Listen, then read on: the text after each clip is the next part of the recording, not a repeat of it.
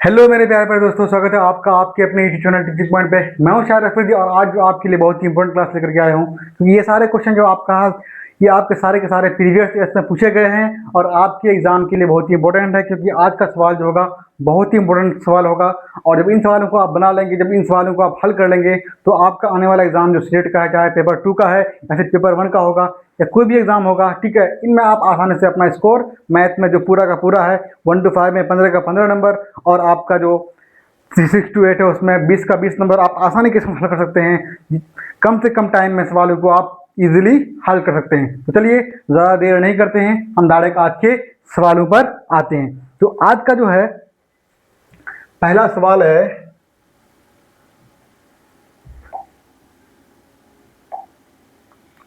हम लोग पिछले क्लास में कहाँ तक पढ़े थे, ठीक है, हम लोग आज जो है यहाँ पढ़ेंगे। पहला सवाल हम लोग का देखिए, पहला सवाल है कि यदि दो संख्याओं का योग 40 है तो उन संख्याओं का गुणनफल कितना होगा। ये सवाल मैंने पिछले क्लास में आपको बताया था कि इन सवाल को आप बना करके आइएगा, ठीक है। आप अगर हो सके तो आप जो है कमेंट बॉक्स में आप ड्रॉप कर दीजिएगा कि इसका आंसर क्या होगा। सबसे पहले आप देखिए कि दो संख्याओं का योग 40 दिया हुआ है। अब मुझे बताइए कि दो संख्याओं का योग 40 है, बिल्कुल है, यहाँ भी 40 है, यहाँ भी 40 है, यहाँ भी 40 है। फिर बोला है कि उनका गुना करने पर 375 होगा। अब बताइए कि 375 कैसे आएगा। यूनिट डिजिट जो आपका है 5 है। अब मुझे बताइए कि किस संख्या को गुना करेंगे तो 5 आएगा। अब मुझे बताइए 6 को आप 4 से गुना करेंगे तो 5 आएगा, नहीं आएगा, 24 आ जाएगा, 4 आ जाएगा। जब 0 को 0 से गुना करेंगे 0 आ जाएगा, 0 को 0 से गुना करेंगे 0 आएगा, 5 को 5 से गुना करेंगे तो 5 आएगा। इसका मतलब जो ऑप्शन नंबर सी होगा। कैसे होगा, जब 25 को आप 15 से गुना करेंगे तो कितना होगा, 15 5 6 75, 15 30 और 7 37, 3 से कितना आ जाएगा, 75 आ जाएगा। अब देखिए आपको जो है इस सवाल को देख कर कि आपको यूं ही आप ऑप्शन पे आपका नजर पड़े, आपसे तुरंत जो है ये सवाल बन जाना चाहिए था। वो कैसे, अब देखिए यहाँ पर वो कैसे बना था। आप जानते हैं कि जब भी यूनिट डिजिट कितना 5 है और 5 आने के लिए आपको जो है दो संख्या अगर होगा तो इनका जो यूनिट डिजिट होगा और इनका जो यूनिट डिजिट होगा, यहाँ पे अगर 5 है तो यहाँ पे आपका कोई ओड नंबर होना चाहिए। ओड नंबर का मतलब 1 होना चाहिए, 3 होना चाहिए, 5 7 9, तभी वो संख्या जो होगा, इकाई का अंक जो होगा वो कितना हो जाएगा, 5 आ जाएगा। अगर किसी भी, अगर 5 को किसी भी इवन नंबर से सम संख्या से गुना करेंगे तो यूनिट डिजिट जो होगा 5 वो कभी नहीं देगा। क्या देगा आपको, 5 को अगर इकाई के अंक पे आपको 5 चाहिए, 5 को किस संख्या से गुना करेंगे कि इकाई का अंक जो है, यूनिट डिजिट जो है वो 5 आएगा। तो हमेशा याद रखेंगे जब भी किसी ओड नंबर से गुना करेंगे तभी 5 देगा। अगर आप इवन नंबर से गुना करते हैं तो 5 वो कभी नहीं देगा, बल्कि वो आपका 0 आ जाएगा। अब मुझे बताइए कि आपका 5 आना चाहिए था, तो 5 हम देख रहे हैं केवल एक ही जगह 5 है, तो 5 तो यहाँ भी कितना है, 5 है। दोनों आपका 5 को जब 5 से गुना करेंगे तो कितना आ जाएगा, 5 आ जाएगा, इकाई के स्थान पर। इसलिए आपको इन तीनों बाकी 3 ऑप्शन को देखने की जरूरत भी नहीं था, आपका डायरेक्ट आंसर तक आप पहुंच जाते। अगर नहीं भी आता तो गुना कर ले, कोई दिक्कत नहीं है, बहुत छोटा छोटा गुना है, गुना भी कर सकते हैं। गुना करने पर कितना 375 आ जाएगा। 30 को 10 से गुना करेंगे 300 आ जाएगा, 20 को 20 से गुना करेंगे 400 आ जाएगा, 16 को 24 से गुना करेंगे, गुना करके देख लीजिए आपका नहीं होगा, 16 64 का 4 आ जाएगा, 16 ने 32 और 6 38, 384 आ जाएगा, ये भी नहीं होगा। जब 25 को आप 15 से गुना करते हैं तो 375 आ जाएगा। समझ गए, कोई दिक्कत, मेरे ख्याल से कोई दिक्कत नहीं होनी चाहिए। तो भाई तो आप लोग को आ रहा है ना क्लियर, कोई दिक्कत तो नहीं हो रहा है ना, तो आज दिक्कत हो रहा है, ठीक है। लाइव क्लास नहीं ना, लाइव क्लास में होता है कि अगर स्टूडेंट जुड़ा हुआ होता है तो वहाँ पे आप कर सकते हैं कि वॉइस आ रहा है कि नहीं आ रहा है। अक्सर ये होता है कि जब हम वीडियो को रिकॉर्ड करते हैं तो वीडियो बनने के बाद लास्ट में मालूम चलता है कि वॉइस नहीं आ रहा है, तो समस्याओं का सामना करना पड़ रहा है। अगर आप लोग थोड़ा सपोर्ट कर देंगे, वीडियो को अपने दोस्तों को शेयर कर देंगे या फिर चैनल को सब्सक्राइब कर देंगे, तो हो सकता है कि जब चैनल पे सब्सक्राइबर बढ़ेगा, सब्सक्राइबर काउंट बढ़ेगा, तो हम फिर लाइव आ जाएंगे आसानी के साथ। तो फिर आप लोगों को भी कोई दिक्कत नहीं होगा, हमको भी पढ़ाने में कोई दिक्कत नहीं होगा। होता है कि बार बार पढ़ाते हैं, अक्सर ये आता है कि जो माइक है, माइक पे बैठ जाता है तो फिर दिक्कत आती है। तो बहुत तरह को जितने भी बहुत तरह की समस्या का सामना करना पड़ रहा है जब क्लास अगर लाइव नहीं होती है। लाइव होने से ये होता है कि आप पढ़ाते आते हैं तो आपको सामने से बच्चों का फीडबैक मिलता है, आप उस तरह से चाहे वॉइस आ रही है, क्लियर आ रही है कि नहीं आ रही, अधिक आ रहा है फिर कम आ रहा है। बहुत सारे ऐसे मतलब वीडियो होते हैं बनने के बाद मालूम चलता है कि वॉइस तो लेकिन बहुत धीमा है, तो फिर से हमको दोबारा शूट करना पड़ता है। तो स्टार्टिंग में है, अगर आप लोग थोड़ा सपोर्ट कर दीजिए तो सपोर्ट करने का मतलब ये है कि थोड़ा वीडियो को लाइक कर दीजिएगा, चैनल को भी सब्सक्राइब कर दीजिएगा, ठीक है, और अगर हो सके तो शेयर भी कर दीजिएगा। तो उससे क्या होगा कि थोड़ा जब चैनल का रीच बढ़ेगा तो हम लाइव आसानी के साथ आ सकते हैं और हमको भी मोटिवेट मिलेगा पढ़ाने में। चलिए आगे बढ़ते हैं।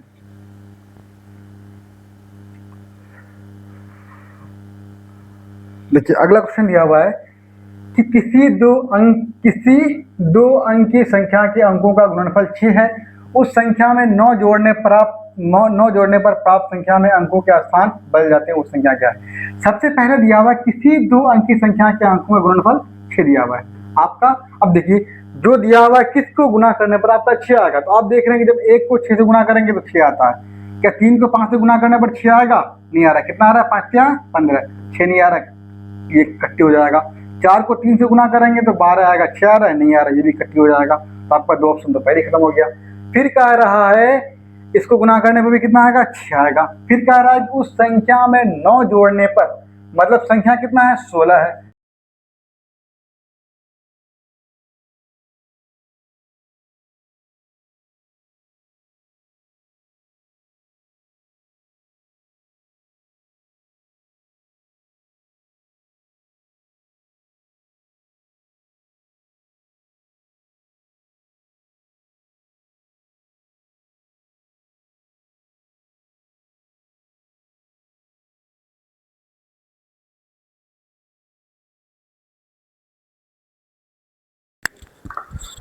हो गया समस्या? इसी बात का डर होता है कि कब आपका वाइफ चले जाए, कहना मुश्किल है। तो हम यहाँ पे आपको बता रहे थे कि जब किसी दो अंकीय संख्या के अंकों का गुणनफल 6 करते हैं, तो हम देख रहे हैं एक को, जब सभी 2 अंक की संख्या है, जब इनको आप गुना करते हैं 1 गुना 6 करेंगे 6 आएगा, 2 गुना 3 करेंगे 6 आएगा, लेकिन जब 5 गुना 3 करेंगे 15 आएगा, 3 गुना 4 करेंगे तो 12 आएगा। तो बी और सी तो पहले खत्म हो जाएगा। फिर कह रहा है कि उसमें आप 9 जोड़ रहे हैं। 9 जोड़ने का मतलब क्या होगा कि 16 में 9 जोड़ेंगे 25 आएगा। तो क्या 16 को पलटने पर 25 बनेगा? नहीं बनेगा, तो ये भी कैंसिल हो जाएगा। पलटने का मतलब ये होता है, स्थान बदलने का मतलब ये होता है कि कोई संख्या 27 है तो आपका 72 हो जाएगा, 7 आपका इस पर आ जाएगा, 2 आपका उस पर आएगा, 42 है तो 24 हो जाएगा, 2 इस पर आ जाएगा, 4 इस पर आ जाएगा। यहाँ भी वही कह रहा है कि संख्या आपका 23 है, 23 पे आप 9 जोड़ेंगे तो 32 आएगा। तो क्या आप 23 को पलटने पर 32 बनेगा? तो आप कहेंगे बिल्कुल हाँ बनेगा। इसलिए ऑप्शन नंबर डी जो है आपका करेक्ट हो जाएगा। बहुत ही आसान क्वेश्चन है, आपसे इस तरह के सवाल बनना चाहिए। अगर नहीं बन रहा है तो आप इस तरह के सवाल को प्रैक्टिस करेंगे, कुछ सवाल तो आपका आसानी से बन जाएगा। आप इस चैनल में जो है वो कंटिन्यूस बने रहेंगे, ठीक है। देखिए वीडियो को देखेंगे तो मैं उम्मीद करता हूँ कि आपसे एक भी सवाल नहीं बनेगा। यहाँ पे केवल वही सवाल कराए जाएंगे कि जो आपके बार बार एग्जाम में आते हैं, ठीक है। चलिए आगे बढ़ते हैं।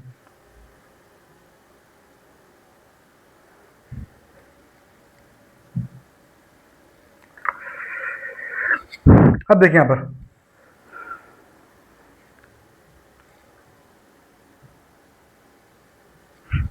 अब कह रहा है कि पूर्णांक 1 से लेकर 100 तक के द्विअभाज्य ट्विन प्राइम अभाज्य युग्मकों की संख्या क्या है? कुल कितने ट्विन प्राइम है 1 से लेकर के 100 तक?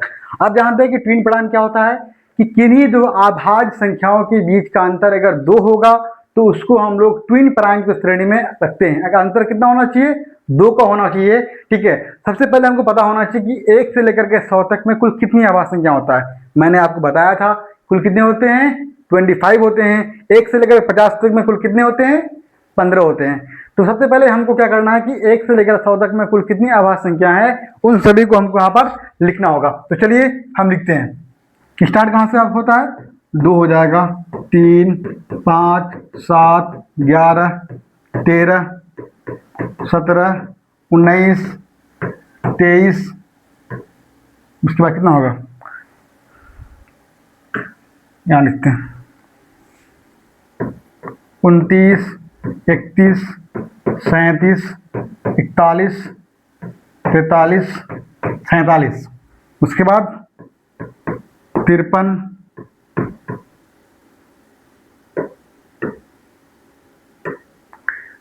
59, 61, 67, उसके बाद 71, 73, 79, 83, 89, 97। अब देखिए कुल आपका 25 हुआ कि नहीं हुआ? 1 2 3 4 5 6 7 8 9 10 11 12 13 14 15 16 17 18 19 20 21 22 23 24 25। ऐसा आपका आ गया। ये चीज़ आपको याद होना चाहिए कि कुल जो जितने भी आपका आभास संख्या होते हैं 1 से लेकर 100 तक के बीच में, वो कौन कौन सी संख्या होती है। ठीक है, अब देखना है हमको ढूंढना है कि ट्विन प्राइम कितना है, कौन कौन होगा, इसके बीच का आपका अंतर 2 होगा। अब देखिए यहाँ पर 3 और 5 के बीच का अंतर 2 होगा, तो ये भी हो जाएगा। 5 और 7 के बीच का भी अंतर 2 होगा। 11 13 हो जाएगा अंतर 2। 17 19 हो जाएगा। 29 31 हो जाएगा। 41 44 हो जाएगा। उसके बाद 59 61 हो जाएगा। 71 73 हो जाएगा, और आपका नहीं है। देखिए कोई भी आपका नहीं होगा, और उसके अलावा कोई भी ऐसा आभास संख्या नहीं होगा 2 जिनके बीच का अंतर आपका 2 होगा। है नहीं है। आप बोलेंगे 3 और 5, 2 और 5 यहाँ भी नहीं हो रहा ना, कोई नहीं रहा है। आप किसी को भी लेंगे तो आपका नहीं होगा अंतर 2।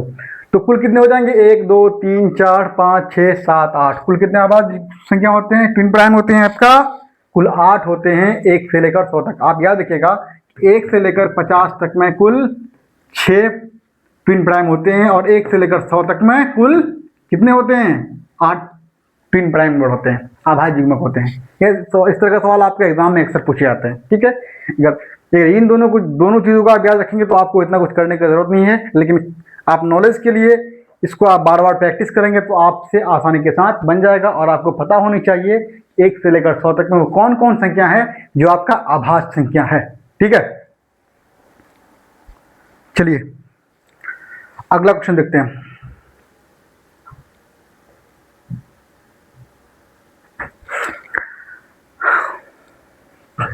अगला सवाल है -3 से छोटी और -8 से बड़ी पूर्णांक संख्या। अब देखिए मान लीजिए ये कोई आपके पास स्केल है, ये 0 है, ये 1, ये 2, ये 3। ठीक है, ये कितना? -1 -2 -3 -4 -5 -6 -7 -8 -9। ये आपका इधर जाएगा, बढ़ते जाएगा, ये आपका इधर बढ़ते रहेगा। अब आप मुझे बताइए, देखिए जब आप इधर आते हैं, ठीक है, मान लीजिए आप इस साइड इधर आगे बढ़ते हैं तो बड़ा हो जाएगा। ठीक है, जब आप इधर जाते हैं, ठीक है, तो वो कितना हो, वो क्या होगा आपका? छोटा हो जाएगा। मतलब बाएं की ओर बढ़ते जाएंगे तो संख्या आपका बड़ा होता जाएगा, दाएं की ओर आप जाते जाएंगे तो वो आपका छोटा होता जाएगा। अब देखिए यहाँ पे कह रहा है कि 3 से छोटी और 8 से बड़ी। देखिए -3 आपको यहाँ पर है, और माइनस आपका यहाँ 8 यहाँ दिया हुआ है। अब मुझे बताइए कि -3 से छोटी क्या होगा? -2 होगा कि -4 होगा? अब ये मत कह दीजिएगा कि 3 से छोटी, -3 से छोटी -2 हो जाएगा, बिल्कुल नहीं होगा। क्या हो जाएगा? -3 से छोटी -4 होगा, -5 होगा, -6 होगा, -7 होगा। फिर -8 से बड़ी क्या होगा? -7 बड़ी होगी, -6 बड़ी होगी, यहाँ पर -5 -4। मतलब ये है कि इधर आप जाते जाएंगे तो आपका छोटा होता जाएगा, और इधर आप जो आएंगे तो वो आपका बड़ा होता जाएगा। इसलिए कहा कि -3 से छोटी तो हम इधर जाएंगे, फिर बोला कि -8 से बड़ी तो हम बाएं की ओर आएंगे। समझ गए ना? ये चीज ध्यान रखिएगा। देखिए 3 से बड़ा 4 होता है, ठीक है, मान लीजिए, ठीक है, और आपका उसके बाद अगर कहेगा -3 से बड़ा, क्या अगला क्या होगा आपका? तो -2 हो जाएगा। ठीक, ये मत कर दीजिए कि -3 से बड़ा -4 होता है, ये बिल्कुल ही रॉन्ग हो जाएगा। क्योंकि जब आप संख्या रेखा पर देख रहे हैं तो उधर जा रहे हैं, इसका मतलब वो आपका छोटा हो जाएगा, माइनस लगते जाएगा, ठीक है, वो आपका छोटा होता जाएगा। संख्या बढ़ते जाएगा माइनस में अगर, तो वो संख्या आपका छोटा होता जाएगा। समझ गए? ये चीज़ आपको हर हालत में याद रखनी है, इसको आपको भूलना बिल्कुल भी नहीं है। तो अब आप मुझे बताइए क्या क्या बताना है कि -3 से छोटी और 8 से बड़ी क्या होगा? ये 3 से आपका छोटी है इधर, और 8 से बड़ी आपका ये है। इनके बीच में क्या है? -4 है, -5 है, -6 है, और -7 है। तो बताइए कि पूर्णांकों की संख्या कितनी है? कितनी है बताइए? 1 2 3 4। कितना होगा? Option number C is correct हो जाएगा। वही पूछा है ना कि 3 से छोटी और -8 से बड़ी कुल कितनी संख्या हो जाएगा, कुल कितनी पूर्णांक हो जाएगा। तो हम देख रहे हैं कुल कितने पूर्णांक है, यहाँ पर 4 पूर्णांक है, इसलिए ऑप्शन नंबर सी जो होगा वो बिल्कुल ही राइट आंसर हो जाएगा। कोई दिक्कत नहीं होनी चाहिए, ठीक है। दिक्कत होगी तो आप वीडियो को थोड़ा बैक कर लीजिएगा, दोबारा देख लीजिएगा। आई होप कि आपको समझ में आ जाएगा। चलिए अगला क्वेश्चन देखिए। अगला क्वेश्चन है कि दो पूर्ण संख्याओं का गुणनफल 24 है, इन संख्याओं का न्यूनतम संभव योग क्या होगा। दो पूर्ण संख्या है, यानी जब आप किसी दो संख्याओं को गुना करेंगे तो 24 आएगा। वो कैसे कैसे आ सकता है, आप देखिए 24 आने के लिए जब एक को आप 24 से गुना करेंगे तो आपका 24 आ जाएगा। जब दो को आप 12 से गुना करेंगे तो भी आपका 24 आ जाएगा, ठीक है। जब आप 3 को 8 से गुना करेंगे तो भी आपका 24 आ जाएगा। जब आप 4 को 6 से गुना करेंगे तो भी आपका 24 आ जाएगा। इसके अलावा कोई पॉसिबल नहीं है। जब इन संख्याओं को आप गुना करेंगे 24 आ जाएगा। फिर बोला कि इन संख्याओं का न्यूनतम संभव योग क्या होगा। कौन संख्या, ये दो संख्याएं हैं। जब 24 को 1 से गुना करेंगे तो कितना आ जाएगा, 25 आ जाएगा। जब 12 को 2 से गुना करेंगे तो 14 आ जाएगा। जब 8 को 3 से गुना करेंगे तो 11 आ जाएगा। जब 6 को 4 से गुना करेंगे तो 10 आ जाएगा। जोड़ना ही हमको है ना, क्योंकि उन संख्याओं का, इन संख्याओं, कौन इन संख्या जिसको आप गुना करने पर 24 आया है, उन संख्याओं का न्यूनतम संभव योग। क्या बोला है, योग। योग मतलब जोड़ना आपको है। तो जब जोड़ रहे हैं तो 25, 14, 11 और 10 आ रहा है, तो सबसे न्यूनतम बोला है, सबसे छोटा कौन होगा, 10 होगा। इसलिए ऑप्शन नंबर सी बिल्कुल ही राइट हो जाएगा। कोई दिक्कत, मेरे ख्याल से कोई दिक्कत आपको नहीं होनी चाहिए। बहुत ही आसान क्वेश्चन है, आपसे बनना चाहिए। बस आप में यह है कि क्वेश्चन को आपको समझना होगा पहले कि क्वेश्चन आपका कह क्या रहा है, क्वेश्चन में दिया हुआ क्या है और क्वेश्चन आपसे मांग क्या रहा है, उसका क्वेश्चन का डिमांड क्या है। अगर ये दोनों चीज़ आप समझ गए तो आप कितनों से बड़ा सा बड़ा क्वेश्चन रह जाए आप उसको आसानी से हल कर सकते हैं, ठीक।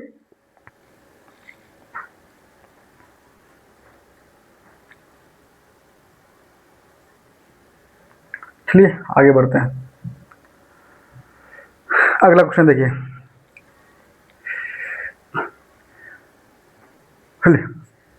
बहुत ही मोस्ट इंपॉर्टेंट इसको कह सकते हैं आप, बहुत ही महत्वपूर्ण सवाल है ये, ठीक है। इस तरह के सवाल भी आपके सीटेट में खास करके पेपर 2 में जो है भर भर करके आते हैं कि पेपर 2 की तैयारी कर रहे हैं, अगर पेपर 1 का भी तैयारी कर रहे हैं तो इस तरह के सवाल आपको देखने को मिलेगा ही। इसलिए इन सवालों को आपको बिल्कुल ही मिस नहीं करना है, इनको आपको देखना है, देखने के साथ उसको रिविज़न भी करना है, उसको बार बार प्रैक्टिस भी करना है, बार बार देखना भी है कि सवाल कैसे बनता है, इसका बनाने का तरीका क्या है, एग्जाम में किस तरह से सवाल आपके आते हैं। चलिए देखते हैं। क्वेश्चन बोला कि n एक विषम पूर्णांक होने पर, विषम पूर्णांक होने का मतलब क्या है, कोई भी आप 1, 3, 5, 7 विषम पूर्णांक है ना। आप ये मत कि 2, 4, 6, 8 ये आपका नहीं होगा। क्यों नहीं होगा, ये आपका सम पूर्णांक है। विषम पूर्णांक वो होगा जो आपका 2 से डिवाइड नहीं होगा। तो बोला कि n एक विषम पूर्णांक होने पर निम्नलिखित संख्याओं में कौन एक सम पूर्णांक हो जाएगा। मां कह रहा है कि जो आपके ऑप्शन दिए हुए हैं, इन ऑप्शन में अगर n को कोई एक विषम पूर्णांक मानते हैं, कुछ भी मान लीजिए, 1 रख लीजिए, 3 रख लीजिए, 5 रख लीजिए, 7 रख लीजिए, आप रखने के लिए बिल्कुल ही फ्री है, ठीक है। जो मान आपको रखना है वो मान आप रखिए। इसके लिए आपके पास किसी भी तरह का मतलब बंदिश नहीं लगाया है कि आपको n का मान ही रखना, बस एक कहा है कि आपको विषम रखना है। जब विषम रखेंगे, जब इन n में आप पुट करेंगे तो बोल रहा है कि पुट करने पर उसका मान जो आएगा वो एक सम आ जाएगा। क्या आ जाएगा, सम होगा। हम देख लेते हैं, ठीक है, सम कैसे आएगा। अब देखिए, मान लीजिए n को हम 1 रख लेते हैं, n भी एक विषम पूर्णांक है, ठीक है। अब देखिए पहला को हल करते हैं, 3 इंटू n का मान 1, उसके बाद कितना है -8, तो बराबर कितना हो जाएगा बताइए हमको। 3 एकम 3 -8 कितना हो जाएगा बताइए, -5 होगा ना। 3 से -8 जाने पर कितना होगा, -5 ही हो जाएगा। अब इसको देखते हैं हम लोग, तो 5 इंटू 1 का स्क्वायर +4 कितना होगा, 1 का स्क्वायर 1 ही होगा। 1 को 5 से गुना करेंगे कितना होगा, 5 हो जाएगा। 5 और 4 9 आ जाएगा। अब देखिए इसको हल करते हैं। 3 × 1 का स्क्वायर कितना होगा? 1 का स्क्वायर प्लस 5, 1 का स्क्वायर 1, 1 गुना 3, 3 और 5 8। अब देखिए 4 × 1 का स्क्वायर प्लस 5, 1 का स्क्वायर 1 गुना 4, 4, 4 और 5 9। अब मुझे बताइए इसमें सम पूर्णांक कौन है? क्या -5 सम है? बोलेंगे नहीं है, खत्म। क्या 9 आपका सम है? ये भी नहीं है, ये भी खत्म। क्या फिर 9 सम है? नहीं, ये भी खत्म। क्या 8 सम पूर्णांक है? बिल्कुल है, इसलिए ऑप्शन नंबर सी आपका करेक्ट आंसर हो जाएगा। बिल्कुल सी जो है वो सही आंसर हो जाएगा। अब अगर आप मानते हैं कि n का मान 1 रखेंगे, 2 रखेंगे, 3 रखेंगे, सॉरी 2 नहीं होगा ना, n का मान जो आप 3 रखते हैं, 5 रखेंगे, तब भी जो है आपका c का मान वो सम ही आएगा। आप चाहें तो रख करके देख लें, उसको हल करेंगे तब भी आपका आंसर जो है वो c ही होगा। समझ गए? कोई दिक्कत आपको नहीं ना? आगे बढ़े, चलिए आगे बढ़ते हैं।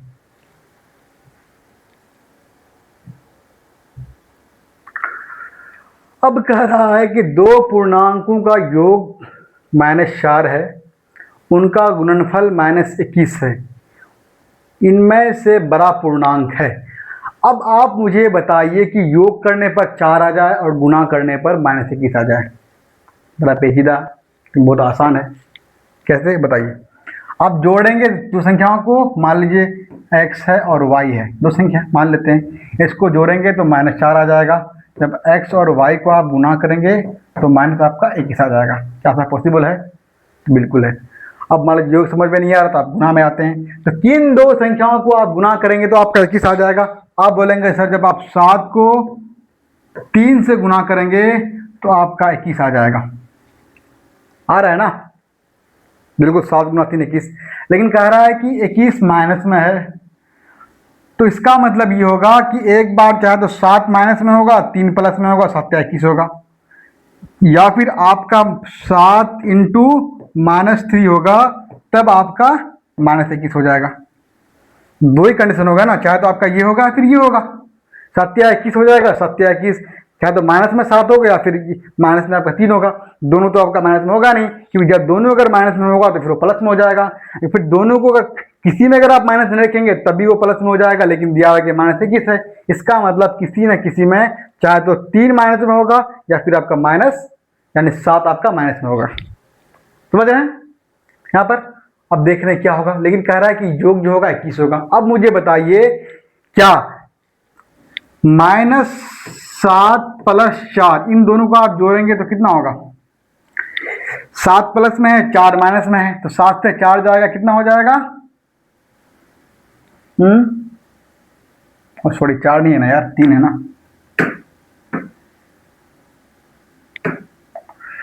3 इनको आप जोड़ेंगे तो कितना होगा?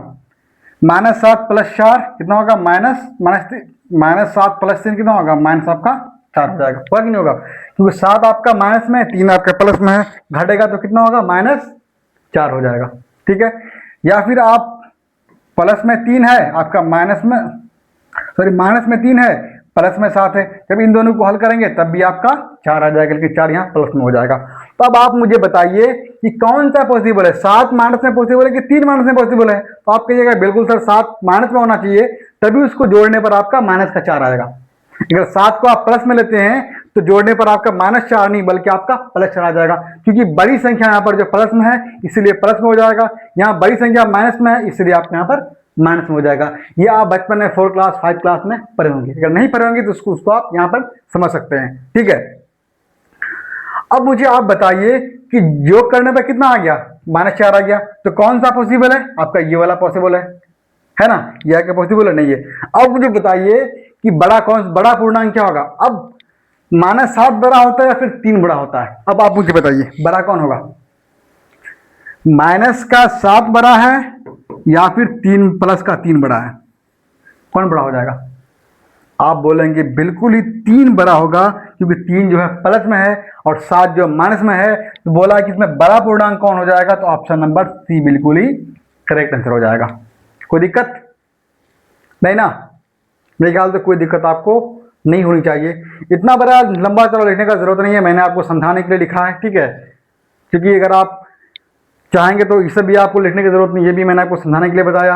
आप पहले लिखेंगे 7 को 3 से गुना करेंगे तो आपका 21 आ जाएगा, लेकिन माइनस में 21 है तो कोई एक संख्या माइनस में होगा, लेकिन कह रहा है जोड़ने पर प्लस में, जोड़ने पर -4 हो जाएगा, तो इसका मतलब बड़ा संख्या जो होगा माइनस में होगा, तभी तो 7 से 3 घटाएंगे तो -4 हो जाएगा। तो यहीं पे आपका एक ही लाइन में आपका आंसर आ जाता। लेकिन इतना सारा मैंने कुछ लिखा है ताकि आपको समझ में आए, आप एक एक लाइन को आप समझ सके कि ये हो कैसे रहा है, ताकि अगर आप नेक्स्ट टाइम इस क्वेश्चन को आप रिवाइज करेंगे तो आपसे क्वेश्चन बन जाए। ठीक है, कोई दिक्कत नहीं ना? चलिए आगे बढ़ते हैं। देखिए अगला क्वेश्चन क्या है। अगला क्वेश्चन है कि n एक पूर्ण वर्ग के अलावा एक प्राकृत संख्या है। मतलब पूर्ण वर्ग आपका नहीं है, कोई एक प्राकृत संख्या है। अब वो क्या हो सकता है, मान लीजिए आपका 3 है, 5 है, 7 है, 11 है, ठीक है, ये भी आपका हो जाएगा ना, ठीक है, 10 हो जाएगा, 10 भी आपका हो सकता है, ठीक है। मतलब वो आपका पूर्ण वर्ग नहीं होगा। पूर्ण वर्ग मतलब क्या होगा आपका, तो 4 जो होगा वो नहीं होगा, 1 जो होगा वो नहीं होगा, क्योंकि 1 को जब रूट करेंगे तो अभी एक आ जाएगा, ठीक है। 9 आपका नहीं होगा, 16 आपका नहीं होगा, ये आपका नहीं होगा, वो संख्या होगा। तो बोला कि तो रूट एन, ये क्या है आपका, रूट एन है, रूट एन, ठीक है। तो ये क्या हो जाएगा, अब बताइए, मान लीजिए 3 लेते हैं तो रूट 3 क्या होता है, अब बताइए। रूट 5 को लेंगे तो रूट 5 कितना होगा, 7 को लेंगे तो रूट 7 कितना होगा, 11 को लेंगे तो रूट 11 कितना होगा, बताइए। तो आप जब इन चीज़ों को आप देखते हैं तो आपके मन से एक ही जवाब, अंदर से एक ही जवाब आता है कि सर ये सभी जो है क्या होते हैं, एक अपरिमेय संख्या होते हैं। परिमेय तो होगा नहीं, परिमेय किसको बोलते हैं, इसको आप p बटे q के रूप में लिख सकते हैं, ठीक है। और वो आपका क्या हो जाए, वो रूट में आपका नहीं होना चाहिए, ठीक है। अगर रूट में होगा भी तो उसका आपका हल होना चाहिए। मान लीजिए आपका रूट 4 है, इसको हल करने पर 2 आ जाएगा, ये पॉसिबल आपका है, लेकिन इसको आप हल नहीं कर सकते हैं, इसीलिए आपका पूर्णांक भी नहीं होगा, इंटीजर भी आपका नहीं होगा, या आपका प्राकृतिक संख्या भी नहीं होगा, ठीक है। ये प्राकृतिक संख्या गिनती की संख्या होती है, जब इसको आप हल करते हैं तो ये आपका मतलब कहाँ तक चलेगा कहना मुश्किल है। इसलिए जो है जब भी किसी संख्या पर आपका रूट चढ़ा होता है, किसी पर रूट लगा होता है, तो वो आपका अपरिमेय संख्या होता है, ठीक है। इसलिए ये होगा रूट 3, रूट 5, रूट 7, रूट 11, ये एक अपरिमेय संख्या होगा, ठीक है। मैंने आपको जो पिछले क्लास में कुछ दिन पहले, ठीक है, आप जाइएगा वीडियोज़ में, तो मैंने आपको बताया है कि पूरा जो आपका नंबर सिस्टम होता है वो क्या क्या होता है, उसका एक एक पॉइंट को मैंने आप मतलब डिफाइन किया है, ठीक है। परिमेय क्या होता है, अपरिमेय क्या होता है, इंटीजर क्या होता है, ठीक है, तो रेशनल क्या होता है, ठीक है। इस तरह के जो क्वेश्चन है, मतलब पॉइंट है, इनको मैंने बिल्कुल ही विस्तार के साथ, डेसिमल क्या होता है, फ्रैक्शन, ठीक है, इनको मैंने विस्तार से बताया है। आप चाहें तो जाकर देख सकते हैं, वीडियो के थंबनेल में आपको मिल जाएगा, ठीक है। डेसिमल और बार करके एक थंबनेल होगा, उसमें क्लिक करेंगे तो आपको सारा का सारा मिल जाएगा, ठीक है। समझ गए, कोई दिक्कत? तो क्या हो जाएगा, यदि यदि एक पूर्ण वर्ग के अलावा एक प्राकृतिक संख्या होगा तो n क्या होगा, एक अपरिमेय संख्या होगा, ठीक है।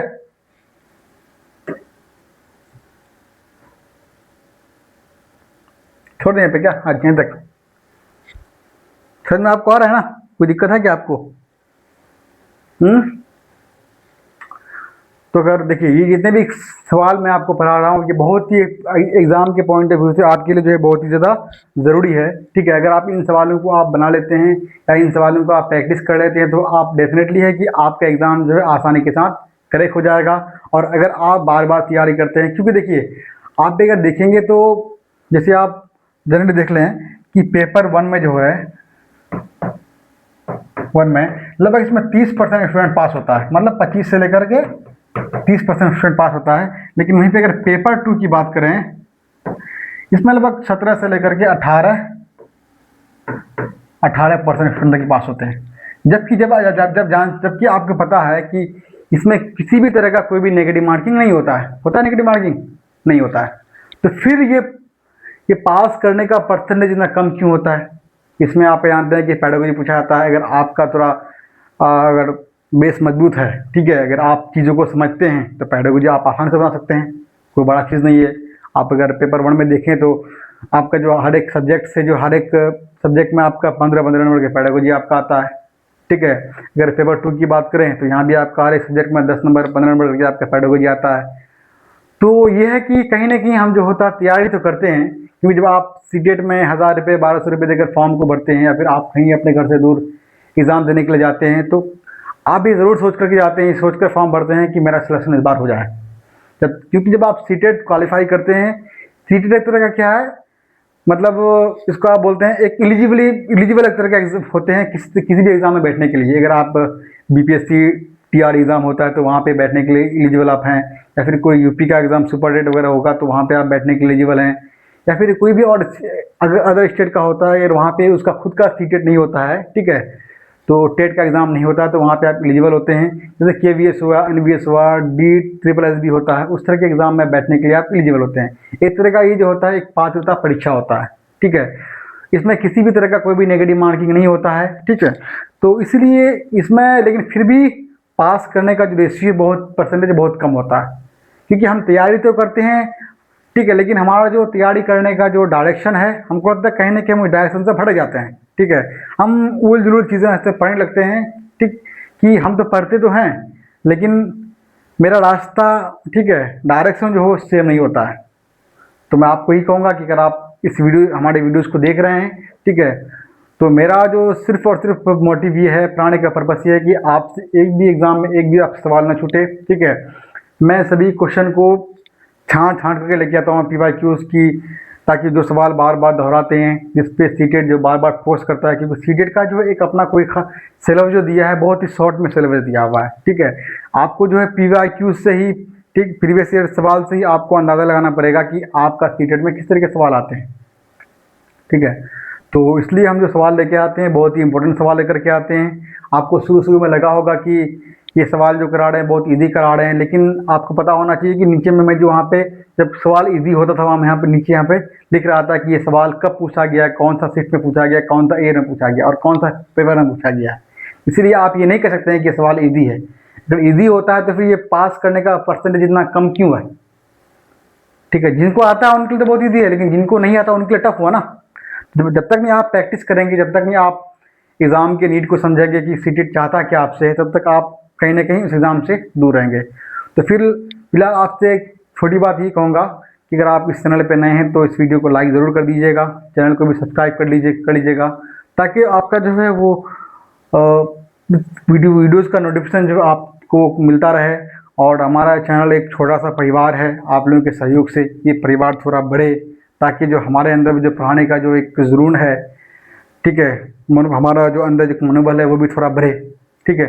और ये तभी हो पाएगा जब आप हमारा सहयोग कीजिएगा। अगर सहयोग नहीं कीजिएगा तो फिर कुछ नहीं हो पाएगा, क्योंकि हम यहाँ पे आते हैं कहीं ना कहीं इस एक क्लास लेने के पीछे 1 घंटों का मेहनत होता है।